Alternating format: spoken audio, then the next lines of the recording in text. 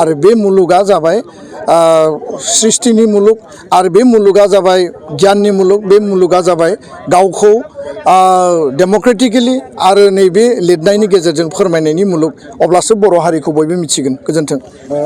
थुनलाइ आफादनि बे 65थि जि बोसोरसालिया जुथुमा बिजनीनि थेंफाख्रियाव सानथामनि हाबाफारिजों खुंनाय दिनै बे नैथि साननि गिबि हाबाफारि बर' थुनलाइ आफादनि गोथार फिरफिलाखौ बिरहोबाय जोंनि मानगोनां सिबिजाथाव आफादगिरि डक्टर सुरत नार्जारि सारा आरो बिनि उनाव जोंनि गेदेमा मुंख्लंफोर हांखोनि मुभमेन्ट आरो सोमावसारनायाव मुंख्लं जानाय बिथांमोननो बिबार बावदों बिनि उनाव गेदेमा थुनलाइगिरि बिथांमोननो बिबार बावदों दा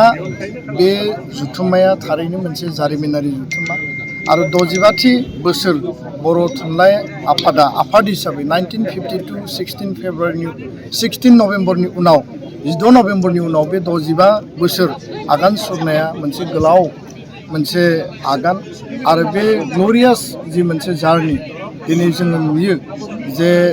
बेयाव गोबां जोंनि गेदेमा बिथांमोना गावनि जिउखौ आत्मबलिदान होबाय गावनि भाषानि थाखाय गावनि थुनलाइनि थाखाय मिडियामनि थाखाय आरो बे बिथिङाव बिनेश्वर ब्रह्म बिहुराम बर' गेदेमा बिथांमोननि मुंखौ आं जेब्लाबो लागोन बे जुथुम्मानि गेजेरजों जोङो बयबो बर' थुनलाइ आफाद आरो लोब्बा आफादफोरा ज' लोगो नांनानै आरो थान्दैफोरा बर' माहारिया फैबाय 100 बोसोराव मा बिथिङाव खामानि मावलांगोन दिनैबो जोंनियाव राव बिथिङाव गोबां मावबावनांगौ दङ कारन बर' रावखौ बर' मानसियाल' रायलायो आरो लासै लासै गुबुनारिया एसे दिनै सोलोंनाय बा स्कुलाव मिडियाम हिसाबै फरायनायखौ जों नुनो मोन्दों किन्तु बे रावखौ जोङो जुदि इक'नमिक लेंगुवेज हिसाबै बिजनेस लेंगुवेज हिसाबै डिजिटेल बा कम्पिउटाराइज लेंगुवेज हिसाबै दिनै आर्टिफिशियेल इन्टेलिजेन्सनि जुग डिजिटेलनि दिनै जुगाव दिनै कम्पिउटार मबाइल इन्टारनेटनि जुगाव जुदि जों बेखौ कनभार्ट खालामनो हायाबा बेखौ बिश्वमाननि जों जुदि लांनो हायाबा जेरैबायदि असमिया रावा दिनै जौगादों बांला रावा जौगादों तामिला जौगादों गुबुन जौगानाय राव बायदि जोङो जुदि बर' रावखौ लांनांगौब्ला जोंहा गोबां खामानि मावनांगौ दङ कारन 2003आव बर' रावा भारतनि जि माने नेशनेल माने रिकगनाइज लेंगुवेज हिसाबै 90 सिडुलाव जायगा आवग्रिनो हादों बा जोङो मर्यादा मोन्दों आरो 2020नि एकर्डनि गेजेरजों आसामनि लोगो सरकारि राव हिसाबै माने जायगाखौ आवग्रिनो हादों बा जों गनायथि मोन्दों किन्तु बेखिनियानो जोंनि थाखाय साफिसियेन्ट नङा जों जि अधिकारखौ मोनबाय जि मोन्थायखौ मोनबाय बे मोन्थायखौ लानानै जोङो बेखौ बाहायनांगोन फोसावनांगोन आरो बयनिबो एक्सेप्टेबल मोनसे राव हिसाबै जों बेखौ गनायनानै लानांगोन दा बेखायनो राव बिथिङाव जोंहा गोबां मावबावनांगौ दङ गोबां चेलेन्जेस दङ बर' मिडियामनि बिथिङाव स्कुल प्रभिन्सियेलाइजेसननि जि प्रसेस आसाम सरकार बिटिआर सरकार जि ज' खालामनो माने आवगायगासिनो दङ बे बिथिङाव जोङो माने मोनसे खोथाखौ आं स्पष्ट बुंगोन आरो दाख्लैबावै एकर्ड इमप्लिमेन्टेसननि सावरायनायावबो बे खोथाखौ स्पष्ट बुंदों जे आसाम सरकारनि सोलोंथाइ मन्त्रि रनज पेगुनि चेयारमेनशिपआव आसाम सरकार बिटिसि सरकार आरो लोगोसेनो बर' कसारि काउन्सिल सरकार जथायै एबसु बर' थुनलाइ आफाद UBPO बे जेंनाखौ सुस्रांनो थाखाय गोख्रै सावरायनांगौ सिंगल टिचारनि जेंनाया दाबो दङ आरो गोबां स्कुलाव एनरलमेन्टआ खमायबाय जायनि थाखाय एमालगेमेसन जायनि थाखाय मार्जार खालामनो नागिरदों आरो बर' मिडियामनि स्कुला लासै बिदिनो गोमालांगासिनो दङ दा एनरलमेन्टआ गैयाब्ला जोंनि जोनोमनि बार्थ डेटआबो जुदि खम जायोबा स्कुलाव एनरलमेन्टआबो खम जायोबा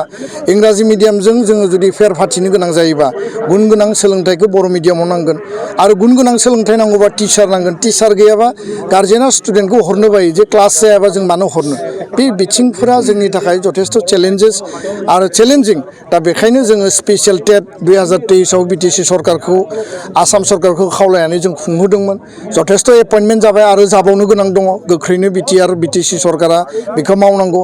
आसाम स्पेसियेल टेट बे बिथिङाव दिनै फोसावनायखौ होदों किन्तु जों खावलायदोंमोन जे बर' कसारि काउन्सिल एरियायाव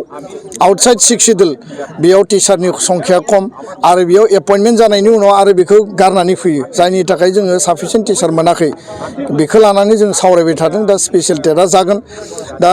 गोबां माखासे इस्युसफोर दङ बे बिथिंखौ आं बुंबाय थुनलाइ सोरजिनायनि बेलायाव थुनलाइखौ जोङो मुलुग